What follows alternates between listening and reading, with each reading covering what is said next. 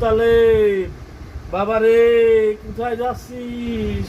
মরা মানুষের হাতে ক্যাশব্যাক সুদা নিয়ে। তোর বাপের ক্যাশব্যাক সুদা কতকাল মাথার ভার পড়ে রয়েছে রে বাবা, তুই ওটা নিয়ে পানে যাস? পানে যাস রে তাহলে তোর বাপের ক্যাশব্যাক সুদা নিয়ে। ওমা ওমা, আমি কামারখালী বাজারে ব্যবসা করতে যাচ্ছি। রে মা। তুই কনে টাকা পালি, কনে অত টাকা তুই কনে পালি?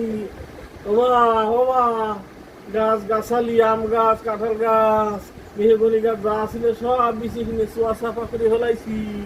ও বাবা, ও বাবা, তুই বেঁচেছিস, ভালো করছিস। টাকা পয়সা করা আগে তুই বড় ব্যবসায়ী হ, ব্যবসাটি ভালো হ, তুই বড় লোক হ। আমার আফসোস নাই, দুঃখ নাই। তোর বাপের হাতের ক্যাশব্যাক সোডা ওই কামারখালীতে ফেরত নিয়ে আসিস রে বাবা। কামারখালীতে ফেরত নিয়ে আসিস, বাইক সোডা ফেরত আনবি। তুই পথে ঘাটে ওদিক ফেলাই দিয়ে আসিস রে। ওই কুবার যেন না নিয়ে যা, সাবধান। ক্যাশব্যাক সোডা যেন কোনো মতো চুরি না হয়, হারায় রে বাবা।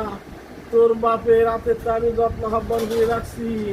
ও বা, ফেরত নিয়ে আসিস। বাড়ি আনবি ভারে বাইয়ে শুয়ে আমি এক তরকারি, ভাত তরকারি সব রান্না খাচ্ছি দোকানে বাবা। তুই ক্যাশব্যাক সোডা ফেলাই দিয়ে আসিস নে। তোর কাছে আর অনুরোধ, তোর পায়ে ধরি, ক্যাশব্যাক সোডা ফেরত নিয়ে আসিস। হয়েছে।